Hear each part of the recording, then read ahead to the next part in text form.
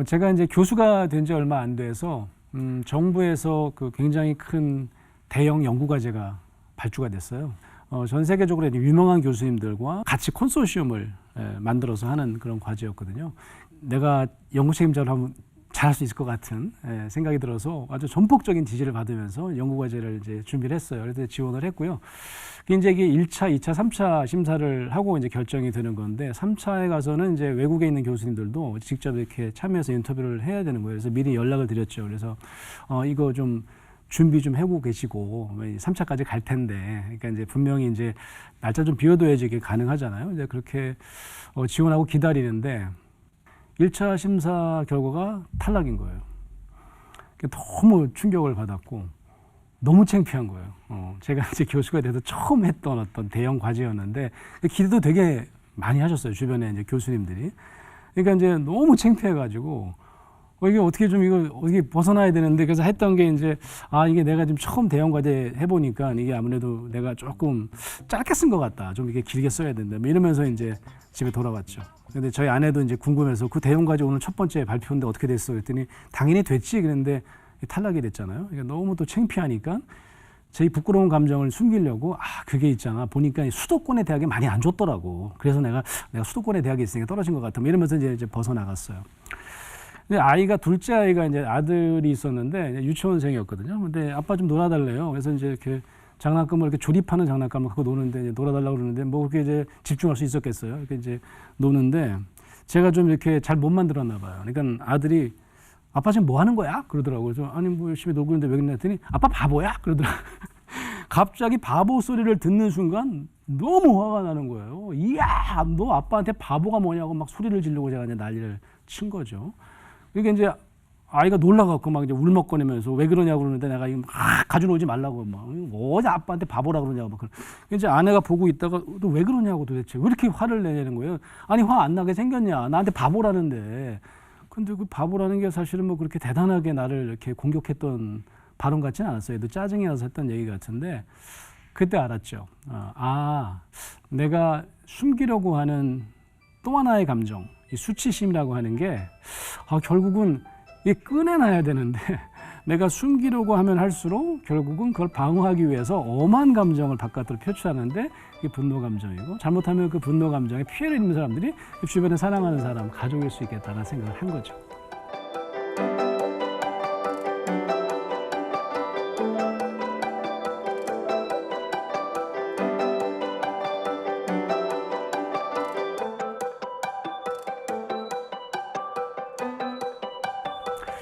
저는 지난 30년 동안 인간의 마음의 뭐 변화, 성장, 회복 과정을 연구하는 상담학자로 살아왔는데요. 제가 미국 유학 시절에 이 여러 정신의학자들, 뭐 심리학자들, 상담학자들이 굉장히 비슷한 유사한 감정 두 개를 비교 연구하는 그런 문헌이 많다는 걸 알게 됐어요. 어떤 감정인지 아세요? 바로 좀 전에 제가 말씀드린 수치심과 죄책감에 대한 거였어요. 그 영어로는 수치심은 shame이라고 하고 뭐 죄책감은 guilt라고 할 수 있겠죠. 여러분 한번 쳐보시면 shame and guilt 하면 책이 뭐 엄청나게 많이 나올 거예요.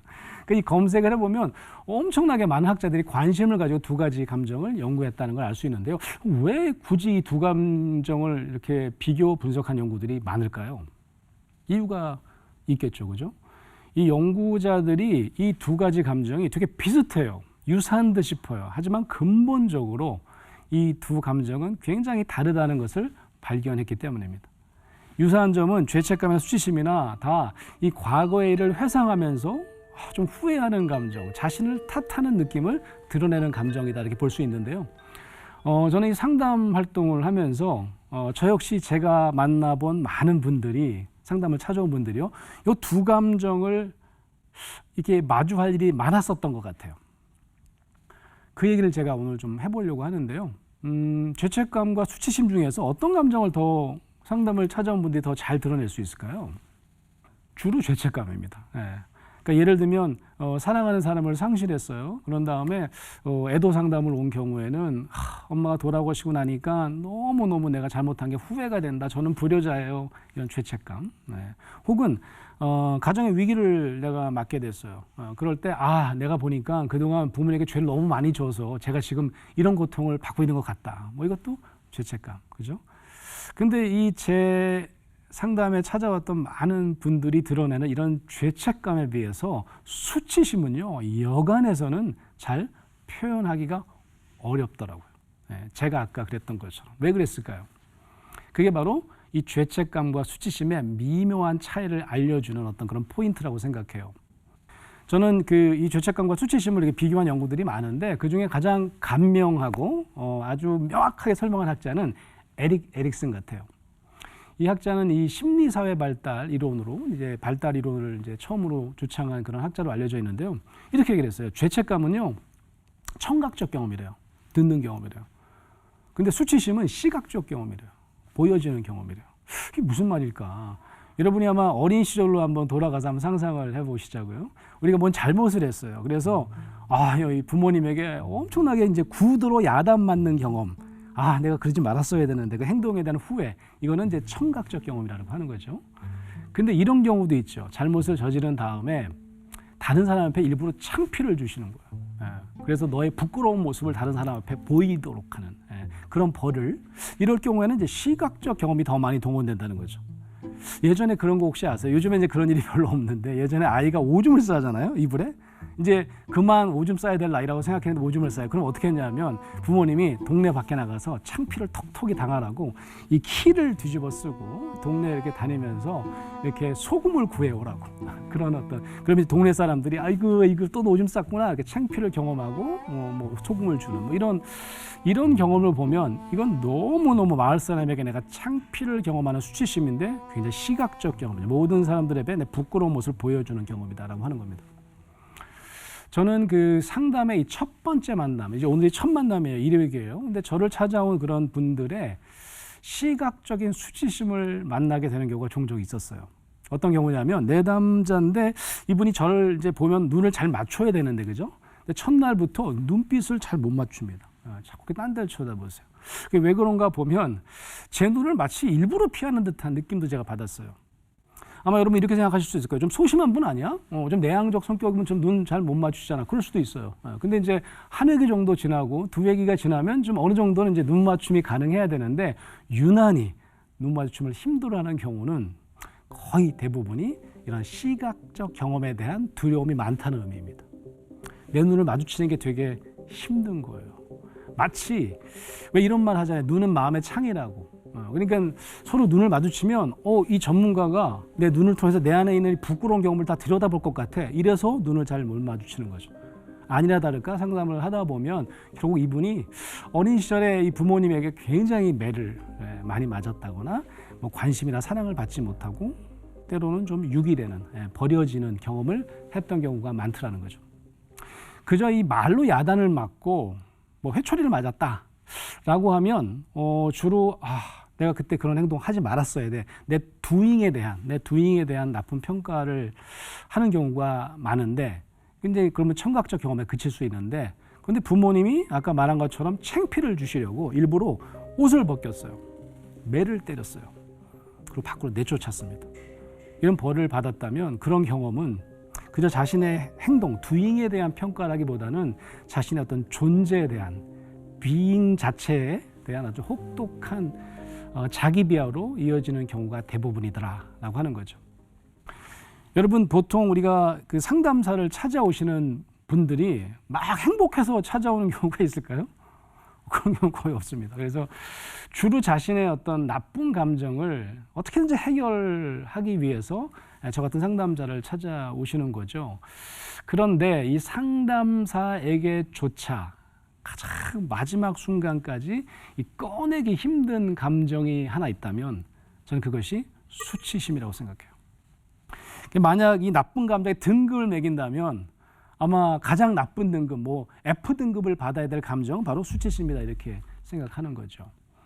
무엇보다 내담자 스스로가 이걸 가장 꺼내기 힘든 최악의 감정으로 여기는 감정이 바로 수치심이다. 이렇게 볼 수 있을 것 같습니다. 그렇다면 이런 수치심이 우리가 가지지 않아야 되는 정말 막 구석에 숨겨서 꺼내지 않아야 되는 아주 나쁜 감정이기만 한 걸까? 저는 이 상담사로서 감정을 그동안 마주해온 사람으로서 결코 그렇게 생각하지 않아요. 오히려 반대입니다. 지난 30년 동안 이 수치심이야말로 어쩌면 그 사람이 변화하는데, 치유하는데, 관계를 회복하는데 가장 중요한 감정이라는 생각을 가지게 됐다는 말씀입니다. 최근에 제가 이제 책을 한 권 썼는데요. 그 책 제목이 나쁜 감정에 흔들릴 때 읽는 책이라고 하는 제목이에요. 저는 여기서 이제 그 감정을 좋다 나쁘다로 이렇게 분류하지 말고 좀 새로운 감정 분류법을 제시했습니다. 그러니까 감정을 그저 그냥 좋은 감정, 나쁜 감정으로 부르면 이 감정 전체 시스템에 대해서 엄청난 오해를 가져올 수 있기 때문에요. 제가 제시하는 어떤 분류법은 감정을 표출하는 방향입니다. 첫 번째 감정은 원심력 감정에 이름 붙여봤어요. 감정을 바깥으로 막 원심력처럼 표출하는 거죠. 또 하나는 뭐냐면 구심력 감정입니다. 이거는 안으로 숨어드는, 방향은 어디냐면 자기 존재를 향하는 감정입니다. 그래서 이걸 이제 구심력 감정에 이름 붙여보는 거죠. 그러니까 좋고 나쁜 게 아니라 하나는 외부로 표출되고 하나는 안으로 숨는. 우리가 흔히 일상생활 중에서 감정이 상대방에게 혹은 상대방이 나에게 외부로 분출되는 원심력 감정은 굉장히 자주 만날 수 있어요.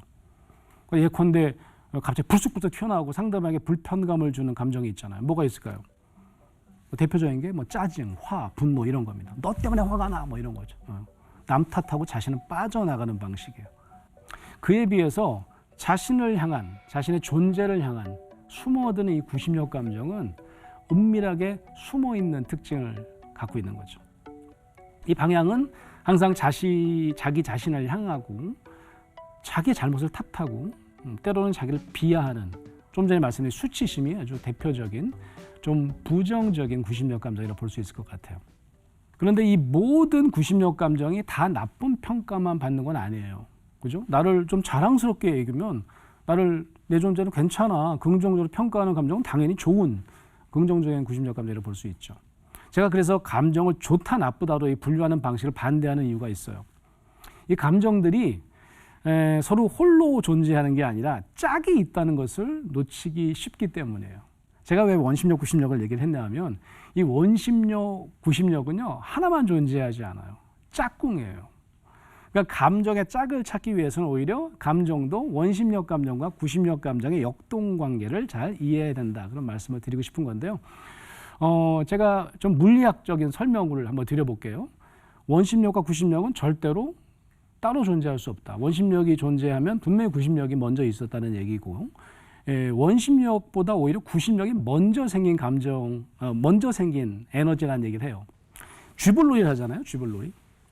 근데 이렇게 TV 보면 쥐불놀이를 어린아이가 하는 거 혹시 보셨어요? 어린아이가 위험한데 저걸 돌린단 말이죠. 그거 어떻게 돌릴 수 있는 걸까? 안 무거워요. 그러니까 내가 적당한 구심력만 내가 가동하면 돌릴 수 있어요. 구심력 감정이 먼저 생긴, 어쩌면 더 원초적인 감정입니다. 이 감정을 내가 표현하지 않기로 마음먹고 내가 숨기기로 마음먹으면 그럼 뭘 해야 되느냐면 원심력을 발산해야 돼요. 누군가에게 화를 내고 막 내가 남 탓을 해야만 됩니다. 그래서 이 분노 감정을 대표적인 원심력 감정이라고 이해하면 이 짝꿍 구심력 감정을 반드시 찾아야 되는데, 그건 뭐냐면 내 존재를 향한 감정, 어쩌면 자기 존재의 가치나 평가를 좀 낮게 하는 그런 수치심이 숨어 있을 가능성이 높다는 말씀이죠. 이 화를 내는 사람이요, 분노 감정만 가지고 있다라고 여기면 진짜 오해의 소지가 많아요.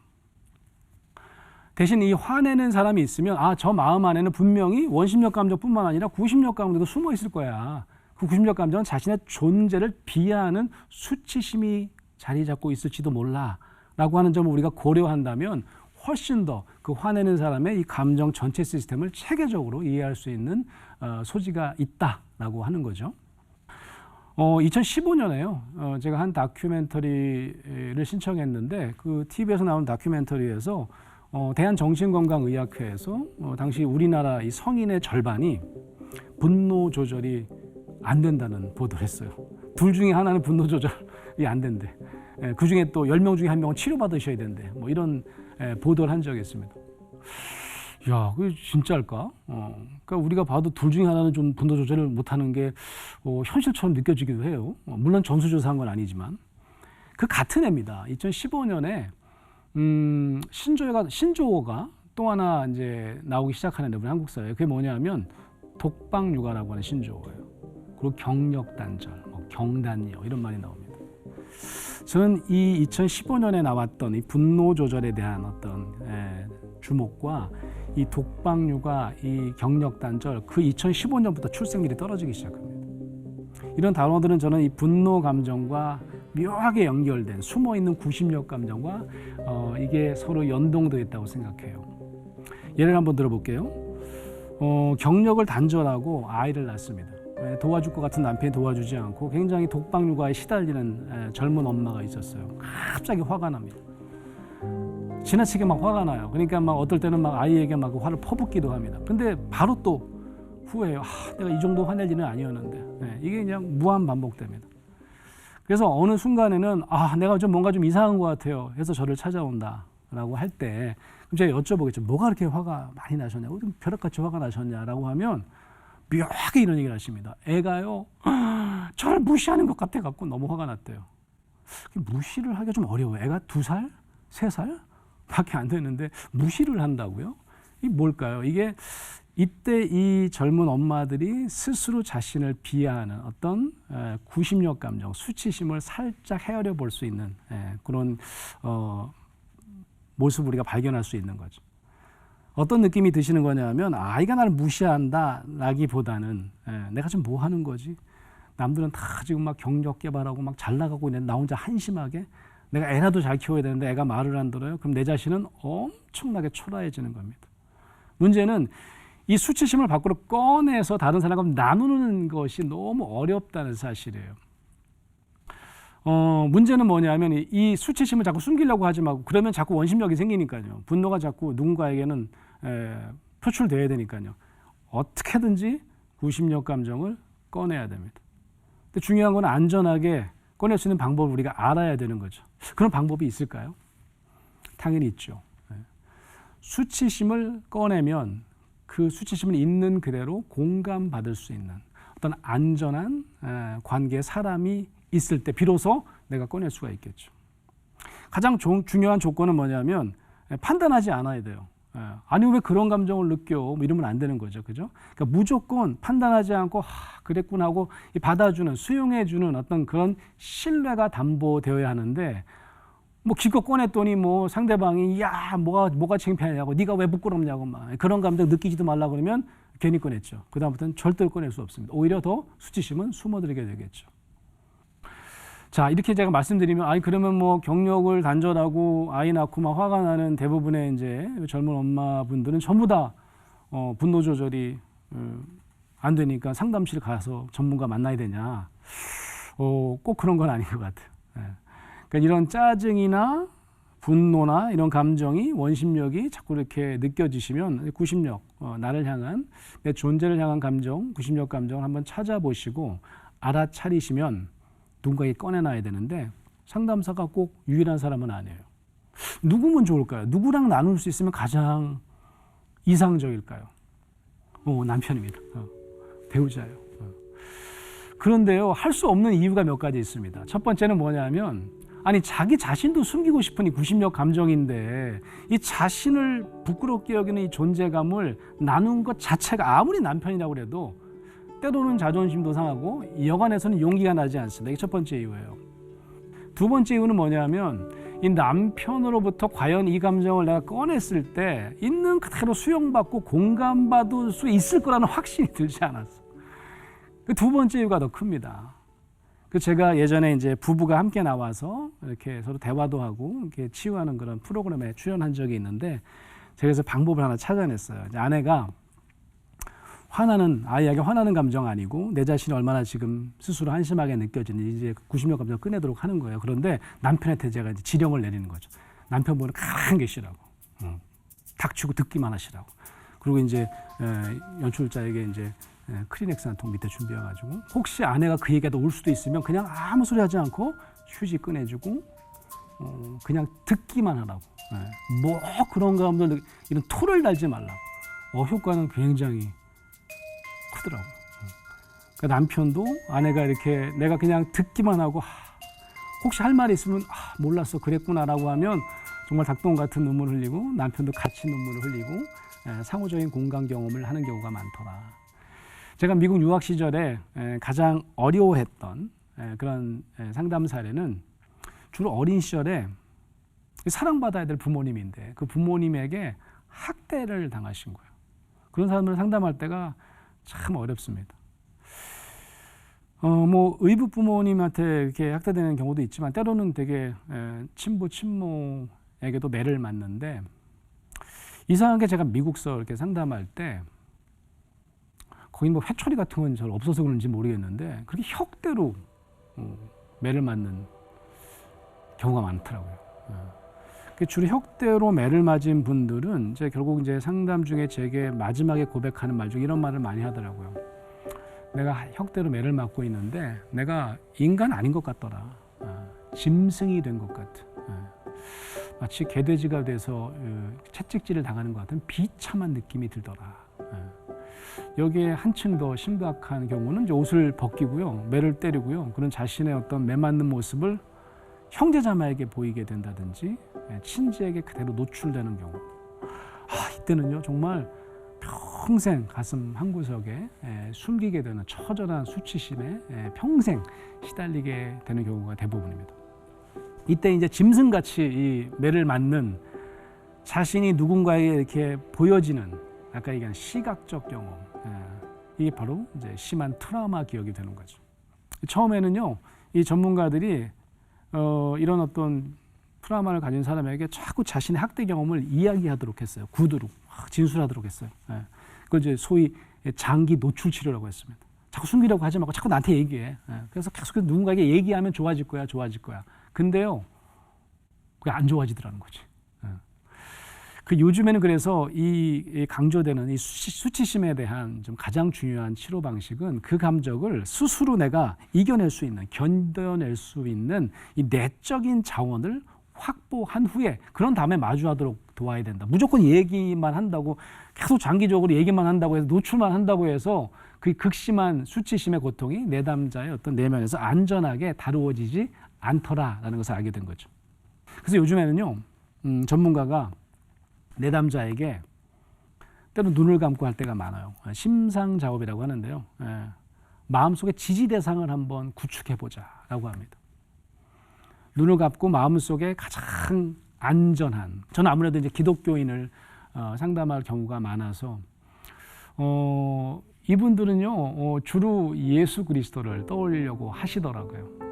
나의 내적인 대상으로 예수 그리스도를 내 안에 구축하고 싶어요. 상상하고 싶어요. 그러면 꼭 저는 당시 유대 땅에서 예수님이 겪은 이 수치심에 대해서 자세히 알려주려고 노력합니다. 이 역사가들은 그 유대 십자가형을 수치형이라고 부릅니다. 그 이유는 이 흉악범이나 이 사회 무리를 일으킨 사상범들을 언덕 위에서 여러 사람들 보라고 전시하면서 이게 창피를 주는, 보여주는 그런 공개 처형 방식이었기 때문이죠. 또 하나 우리가 잘 모르는 십자가형의 비밀이 있어요. 그게 뭐냐면 나체로 십자가에 달려 죽이는 형벌이었다는 점입니다. 우리 복음서에도 보면 그런 장면이 나옵니다. 로마 병사들이 속옷을 누가 가질래? 막 장난치면서 그죠? 그 얘기는 이제 옷을 다 벗긴 후에 이 속옷을 기념으로 누가 가질래? 이런 걸 서로 이제 장난치듯이 대화를 나눴던 거죠. 이런 처절한 수치형의 죽음을 당하신 예수님을 내가 뜨겁게 내적 대상으로 만들어낼 때는 지나가는 어떤 그 이미지로서만 상상하는 게 아니라 실제로 내 안에 존재해서 나를 붙들고 지켜주고 안아주고 나를 살려내는 존재로 내가 내 안에 내적 자원으로 간직할 때 그 사람이 이제 그 어린 시절의 기억이나 이런 기억이 몸에 남아 있지 않고 재통합하고 내가 이제 그거를 다시 꺼내놔도 되는 그런 어떤 하나의 기억으로 만든다는 거죠. 그래서 우리가 때로는 우리 마음 속에서 내가 완전히 바닥으로 가라앉는 그런 경험을 할 때도 그런 감각적으로 다시 누군가가 나를 붙들어주기도 하고 힘을 주기도 하고 안아주기도 하는 대상을 자꾸 상상하고 그걸 내가 내적 자원으로 간직하려고 하는 거죠. 2000년 기독교 역사를 우리가 되돌아보면 사도 바울을 비롯해서 우리가 아는 많은 성인들은 자신의 존재가 바닥까지 떨어지는 비참하고 억울한 경험을 맞닥뜨려도 자신의 존재의 비통함을 예수 그리스도와 그의 십자가형의 고통과 견주면서 예수님과 하나 되는 일치감을 경험했던 것 같습니다. 그것이 그 누구도 쉽게 흉내낼 수 없는 기독교 영성의 바탕이라고 할 수 있을 것 같아요. 제 말씀을 정리해 보겠습니다. 우리가 그 힐링 무비를 보면 힐링 무비의 클라이막스는 저는 딱 한 장면이라고 생각해요.